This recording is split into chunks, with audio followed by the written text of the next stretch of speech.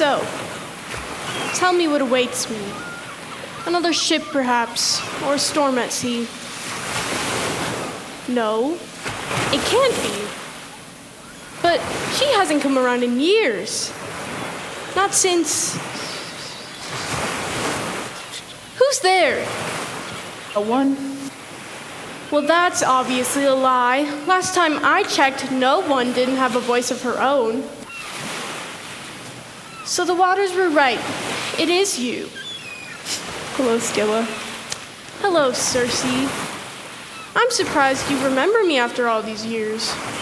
How could I forget?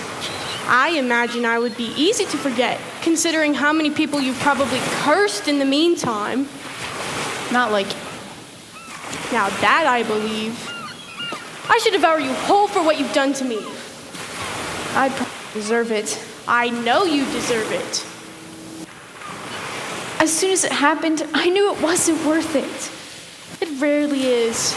Sometimes I think gods and goddesses like you are only blessed with the power to curse others so that you can learn what regret feels like. Maybe. Because 6 heads? Really? Wouldn't 2 or 3 have been enough? I didn't mean to. I was just so angry at you. Is that a ship coming in? It looks like it. Give me a moment.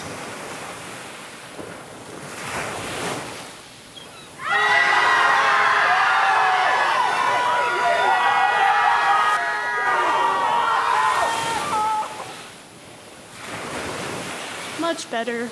Now, where were we? I don't remember. Oh, I wanted to apologize. Face to face. You mean face to faces? Yes, I guess. So, do they still have you exiled from the heavens for what you've done to me? Must be getting lonely on that island for you to bother with me after all these years. It is lonely there. Don't you ever get lonely here? I've got the ships to keep me busy. I'm sorry for you. I'm sorry that this was all because of Glaucus. I never even liked him, you know. It's not my fault he was in love with me. I know that. I know that now. You blamed me when you should have blamed him. I know that. I know that now. Whatever happened to Glaucus anyhow? Last I heard, he was chasing Ariadne, but she wants nothing to do with him. Good for her. Glaucus, those sea gods are always the worst. Tell me about it. What is it with you gods and goddesses? You can curse someone, but you can't fix it? What's the point in all that power if you can't ever make anything right again? I don't understand it either. It's just the way things are. Once you make a choice, sometimes you can't fix it again. What else do you see there? Another ship to wreck. There's always another ship. It shouldn't have been this way. No, it shouldn't have. But this was your choice. This is what you did to us. I didn't mean to. It was just a childish mistake.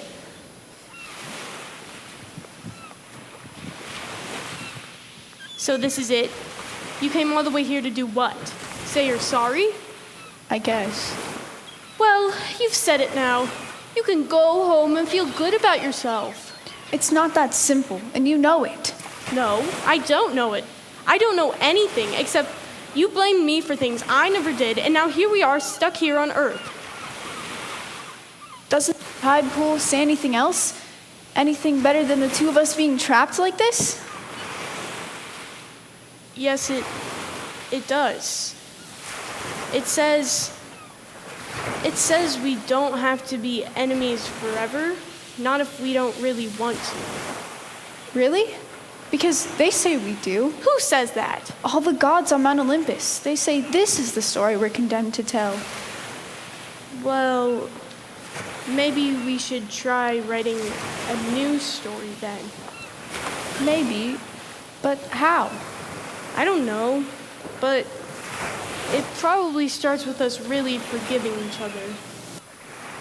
Forgiven you? That's because I never did anything. Do you forgive me? I don't know. Maybe not. At least, not yet. That's fair. But please know that I am sorry. This was never your fault. It was always mine. And Glaucus's. He really was the worst. Well, I guess I'd better be getting back now, before they notice I'm missing. See you around, Circe. Goodbye, Scylla.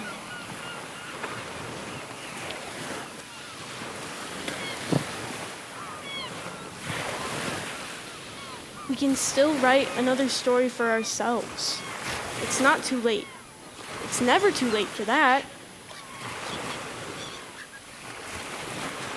Circe, wait!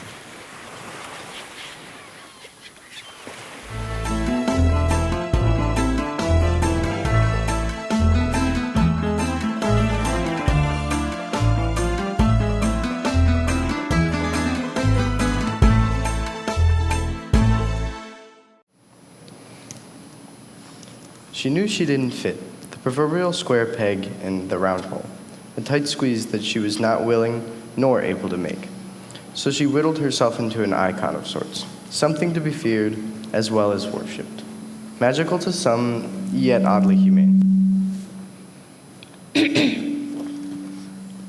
Well, as you can see, people, we have a new student joining us. Her name, I believe is pronounced Curtsy? Well, that's clever, Professor. I admire your effort, so we'll go with it for now. Yes, Professor. We'll go with it for now. Your Highness, we are at your service. That's enough. Curtsy, we're glad to have you here. If you could take a seat behind Frick and across from Freck. They often find it difficult to control their animal instincts. Whoa!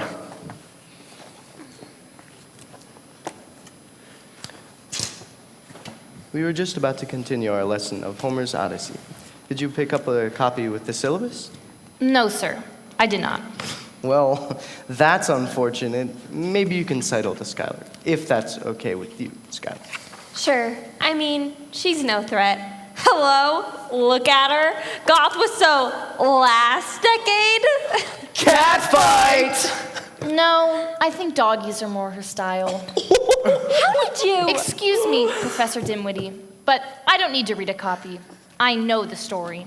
Oh, really? That's surprising. I saw you came to us from a place with an inordinate sequence of vowels. Something like A-E-I-O-U? Yeah. Yes, it's pretty remote. Hard to even find on a map. Remote as in no electricity, running water, means of formal education, people? That's all true. I'm a loner. Yet, despite your upbringing, you claim to know the story of the Odyssey. Inside and out, all the dog details. Fascinating. Yes, I am. I mean, yes, it is. Well, enlighten us. When does the story begin?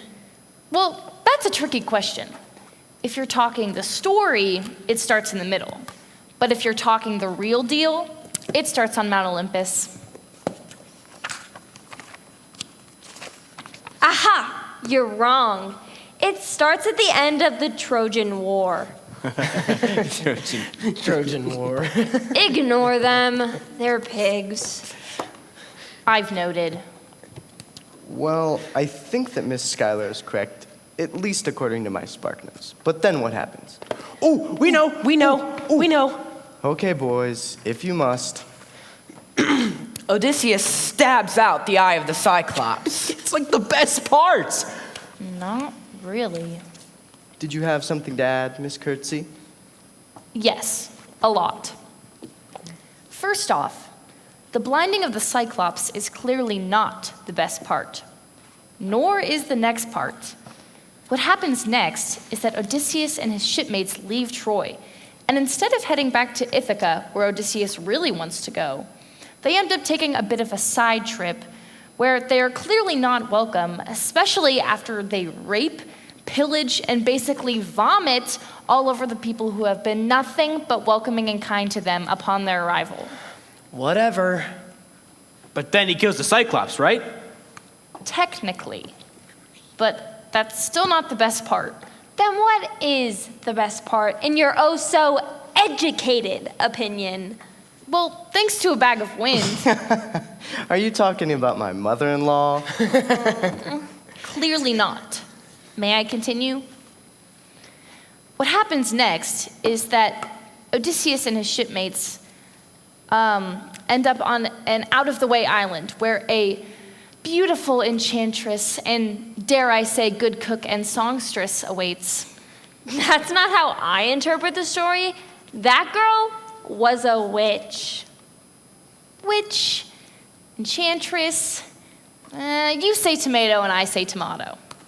She's also been described as a nymph, a goddess, a temptress, and in recent lore, a superhero, so... She sounds like a... Badass. On occasion. Yeah, a real badass when she mixes her special potion and turns all the men into pigs. Yes, that's certainly a highlight, and one that's pretty hard to live down. But the best part is that little potion notion didn't quite work on Odysseus. And so they fell in love for a glorious, dare I say, rapturous year. Yuck. This got a Hallmark Christmas real quick. No, Circe's no Candace Cameron. Her prince leaves and goes back to his castle, but not before taking a side trip to the underworld and making a pit stop to see her sea serpent nemesis. You know, her pretty little friend who turned out to be a bit more than two-faced. How far did you get in this story? The Odyssey? I personally lost interest after chapter 10, but I'm quite familiar with the ending. Which is? Nothing more than the sad tale that because all men are created equal, Odysseus, just like the rest of the 2- and 4-leggers of my time and yours, all die. What? Odysseus dies? Yes, he's a mere mortal. Whoa, he seemed bigger than life. Well, I assure you, oh pretty one, that compared to my father and my uncles and some of the other males who've crossed my path, Odysseus was just a man. Surely not a god. Well, maybe a little. There was that one night. Hallmark alert. Shut up, Frack. She tells this story a whole lot more interesting than this Homer. I mean, it's all Greek to me. Well, to me too, so. Yeah, but you get it. Yes, I did. And I still do. Good segue, ladies. The Odyssey is just one of those stories that doesn't really have a pause button. True. For some, the story just goes on and on and on and on. Indeed, like a legacy. Or more of a curse? Oh my gosh, now we're into Harry Potter territory? That's a whole nother story, I'm afraid. True. This story is a bit more tragic than Tweedledee and Dumbledore. Why, if this story was written by J.K. Rowling, Harry would have ended up stabbing his pop with a stingray. Wasn't that Steve Irwin? The Tale of the Crocodile Hunter. No. Steve was Australian, Harry was British. And poor Telegonos was born somewhere east of the Euphrates. I'm sorry, dear. You lost me. Good.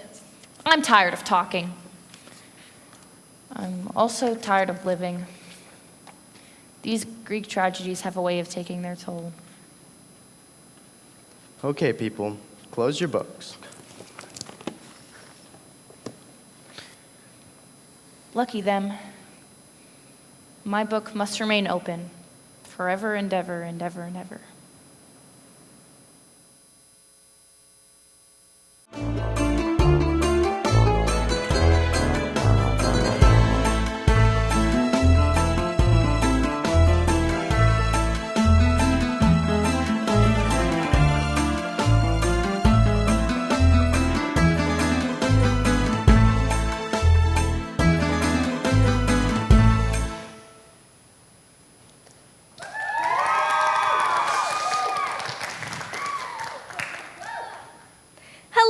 everyone, and welcome to today's show. I'm Patricia Parker, and per usual, I'm bringing you a whole lot of love with the healthy side of drama. For today's show, I've invited some very special guests. We're all part of a family of some kind, and we've all had a monopoly on all types of cray-cray. But the families you're going to meet today really take the cake. I'm talking drama with a capital D, dysfunction of mythological proportions. But here's the catch. In each scenario, a son or daughter confronts parents about stuff that's out of whack in the family, but the parent's not sure why he or she is being brought here today. And that's where the fun begins.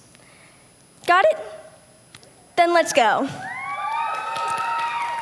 For my first guest, let's start all the way at the top. Please welcome the god of the sky, lightning, thunder, the ruler of all Olympians, the divinest daddy of them all, Zeus.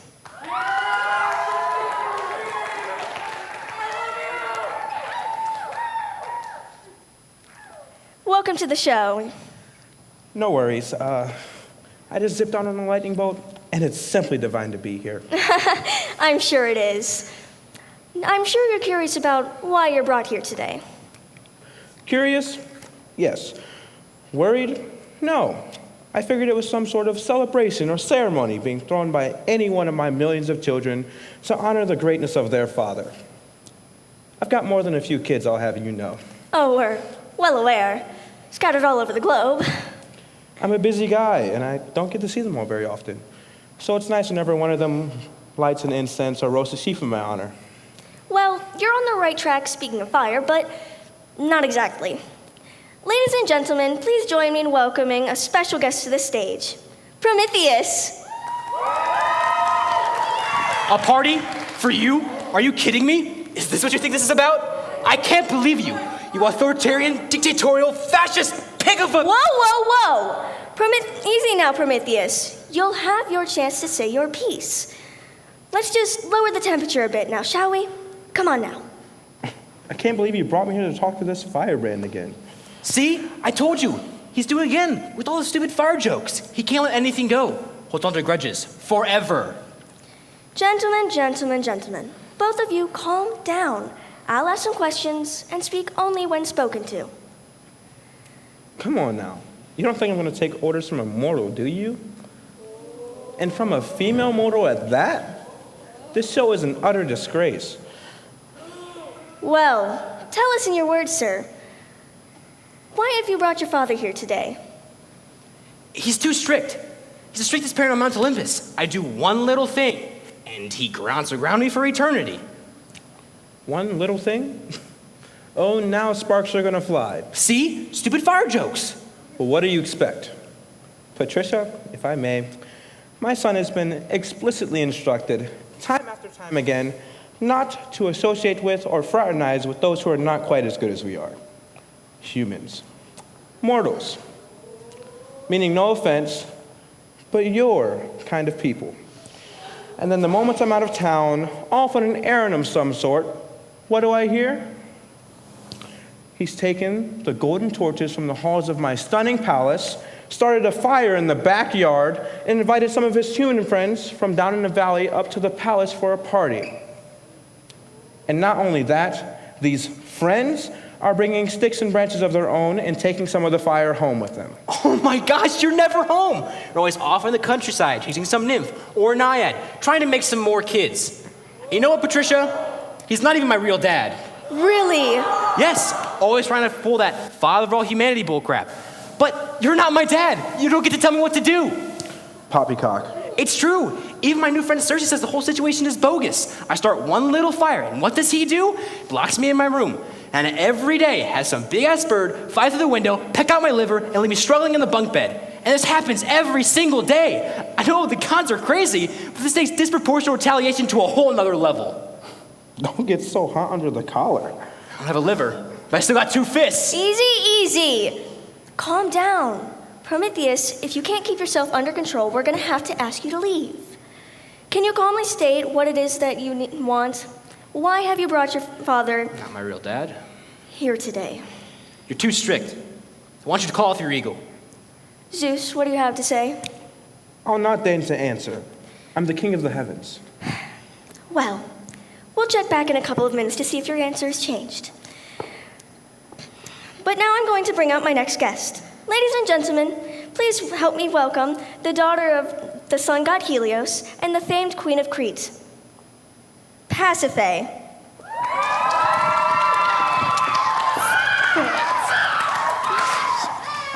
Welcome to the show, Your Highness. I'm so delighted to be here, Patricia.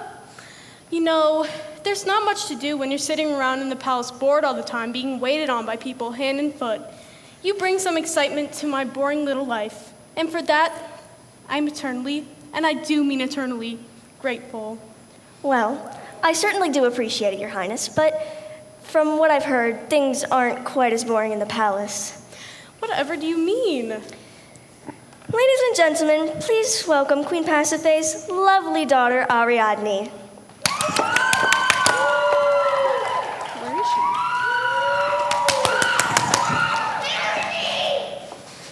she? Welcome, Ariadne. How are you doing today? I'm not one for pleasantries. You know I'm here. Well, straight to the point. I can respect that. What do you want to say to your mom? Yes, dearest, what shall we talk about?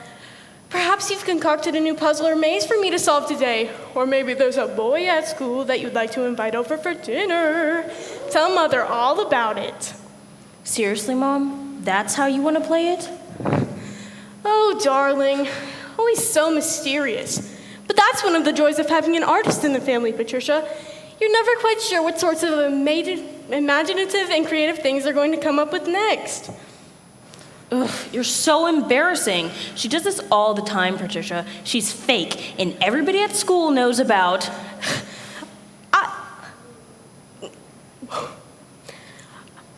Oh, darling, so dramatic. Let her finish, please, Your Highness. Yes, let her finish. This sounds good. You should talk.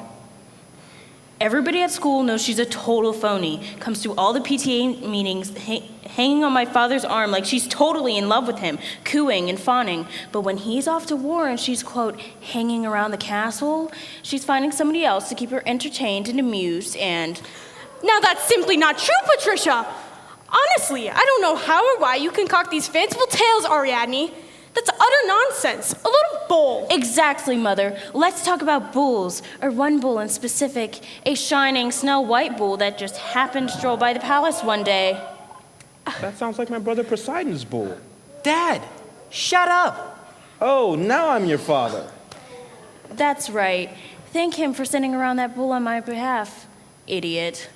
Do you know how embarrassing that was when everybody started to find out about that? Now nobody wants to come over because I have a bloodthirsty little brother with horns that wants to tear their arms off. Seriously, Mom. Like, high school isn't awkward enough as it is. Anything to say, Your Highness? You have no idea how hard it is to be a mother. Your children always second-guessing and criticizing your every move.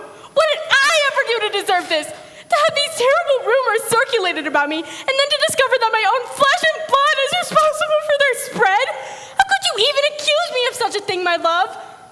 But you're right about one thing. That was a handsome bull. Oh my God, no! So wrong. Let's move on. Audience, let's spring to this. Our next guest is a mortal, but also in for a big surprise.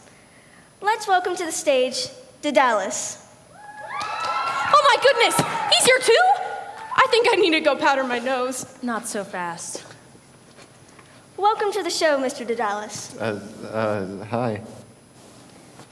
I've heard that you're a famous inventor. Is that true? I mean, I guess. I make stuff. Such as? A lot of cool things to help carpenters. The axe, the plumb line, this cool thing called a drill. Oh, hey there, Your Highness. And they made this really cool cow costume for that lovely lady sitting right over there. Ha! Now, I have no idea what you're talking about. Can we move on? Next segment, please. Yes, Mr. Daedalus, this is all true. But isn't it also true that one of your more recent inventions was less successful, resulting in a tragedy that has plagued you and your family ever since? Cat's got your tongue. Maybe our next guest will help you remember. Audience, let's bring to the stage Daedalus' son, Icarus. What? No. It's not possible.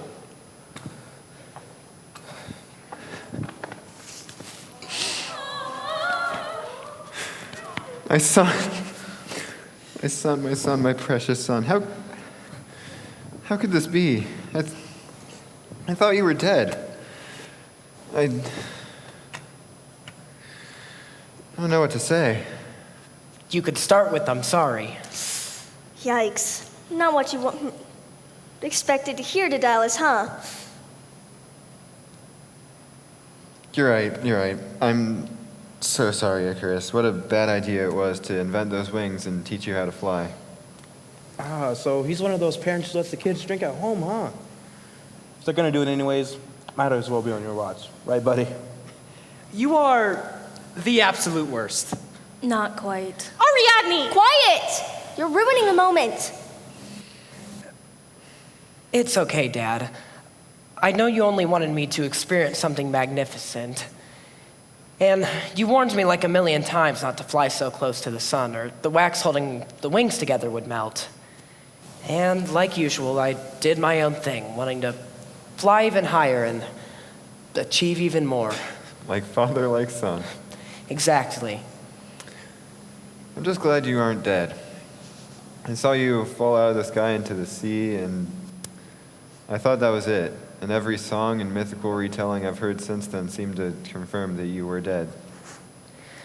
Badly bruised and broken, but still here. That is just lovely, truly.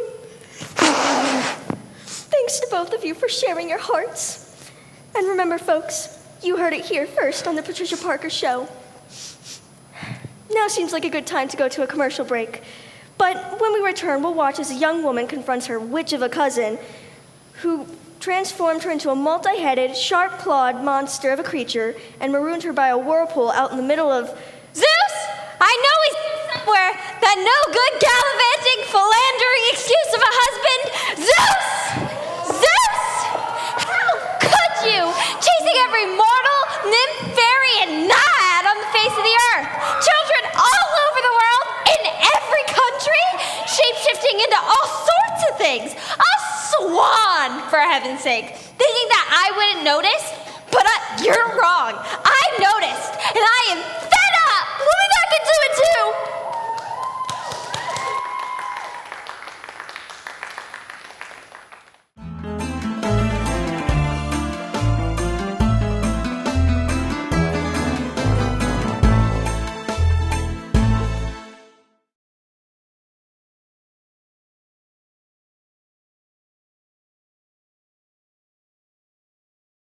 I can't remember the last time I let myself go, the standards for my body constantly rising. Maybe it was his words that started this. Were his words the reasons my fingers are scarred and my teeth are rotting? Was he the reason I break down when I can't see my ribs? The reason I break down when I can't wrap my thumb and pointer finger around my wrist? Or was it all my fault? It all started so innocently. In 7th grade, I started by skipping breakfast, then lunch. I'd get home complaining about a mysterious stomach ache to avoid my family dinner. I told myself after 5 pounds I would stop. I told myself after 10 pounds I would stop. I told myself after 15 pounds I would stop. I told myself after 20 pounds I would stop. But when you have an addiction, stopping is easier said than done. At this point, my favorite taste was that of my fingers down my throat. I tell myself today will be different. I tell myself today is the day I'll tear down the wall. I tell myself I'm no longer going to confine myself by the calories I eat or the amount of time I spend with tears filling my eyes and fingers filling my throat. But the ache in my stomach and the burn in my throat, my skin growing pale and cold, it's an addiction. I crave it. I never knew what evil I was letting in. The evil that rears its ugly head every time I take a bite, every time I look in the mirror, every time that scale doesn't hit that unattainable zero, every time I try and slay the beast of my own mind, the beast a 7th grade boy created all by myself as a final fleeting effort to love himself.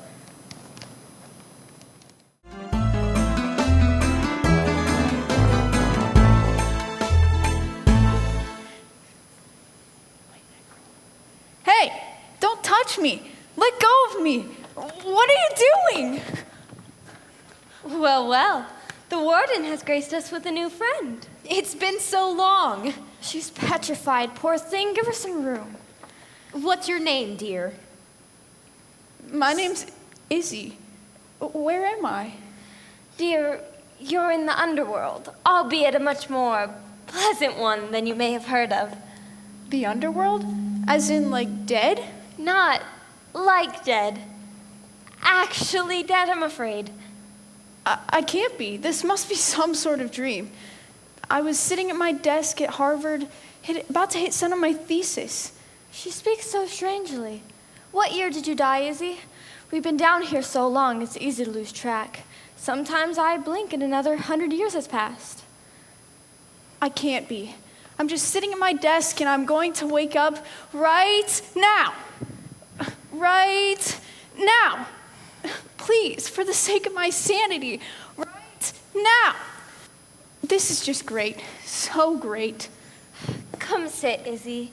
I'm sure you have many questions, and we have centuries to answer them all. Here, have some ambrosia. Let's get better acquainted. Introduction, I think, ladies. Of course. I'm Persephone, goddess of spring, wife of Hades, and prisoner queen of the underworld. Eurydice, nymph, wife of Orpheus, and permanent resident of the underworld. Megara, wife of Hercules, brutally murdered, long story, and also permanent resident of the underworld. And you, my dear Izzy, appear to be the latest of Hades' captive women. You see, each of us were taken from the surface by Hades to be kept here in the Elysium fields. The crown jewel of the underworld, all the beauty of Mount Olympus, and all the inescapable fortification of an underground prison. He built this place to keep us happy. His beautiful dolls on his beautiful shelf. Okay, now I know I'm dreaming. Persephone, Eurydice, and Megara were my thesis. The women held captive by Hades. Feminism in Greek myth. If this were real, that would be so cool. I can never tell what she's talking about, but I think she's going to be fun. But she does appear to have heard of us. That's a start. Heard of you? Who hasn't heard of you? I've been studying your stories for years. You're three of the most famous women in Greek mythology. Well, not quite mythology, dear, but you've piqued my interest. What do they say about us where you're from? You're famous, mostly among people who study classics like me, but to other people too. You're pop culture. You're in movies, books, television, even Broadway. I can't say people have worshipped you in a few thousand years, but they certainly haven't forgotten you. You hear that, sisters? How wonderful. They know our stories. I mean, you must know that much at least. You cannot have been down here this whole time. That's thousands of years. Persephone, you're supposed to be allowed out of the underworld for half the year to change the seasons. Yeah, that's a bit of a sore subject around here. I'm so sorry. I didn't mean to offend. It's all right, Izzy. It's just Hades took away her surface privileges about 90 years back. She stayed late into the fall to help some farmers who were struggling to grow some crops because of some terrible storms. We can never get the full story from her. But we know they prayed to her, and she wanted so bad to help them. Hades wouldn't allow it. More souls for his garden, he boasted to her. 90 years? The Dust Bowl? Since then, Persephone hasn't seen a single spring. So, no one's been looking out for the Earth at all? Well, that explains all the global warming. The global... what did you say? Let's table that discussion for now. Persephone, I'm sorry. I didn't know. That's quite all right, dear. When I get reminded of how things used to be, I get quite sad. All is forgiven. But someday, you'll walk in your mother's fields again, and we'll all get out of here. Someday. 100 lifetimes and you still don't understand the for all eternity part of this prison. One of us needs to remain positive, Eurydice. Gods know it won't be you. If you had been taken by Hades on the night of your wedding to your dream guy, you might feel differently. Oh, Orpheus, he was so handsome, a musician and a poet. Yeah, I'm familiar with the story. I might feel differently. I married my dream guy, remember? And then Hades and Hera tag teamed to take control of his mind and Brutally murder you? yeah, that. So don't tell me I don't know suffering, sister. I choose to remain optimistic because what else is there? Utter despair? Count me out. The world will change someday. You'll see. Ladies, please. We agreed centuries ago that these petty squabbles are not productive. We don't know what the future will hold. Fighting amongst ourselves solves nothing. Yes, Persephone. Now, Izzy, I'm sorry to say it, but I'd get comfortable if I were you.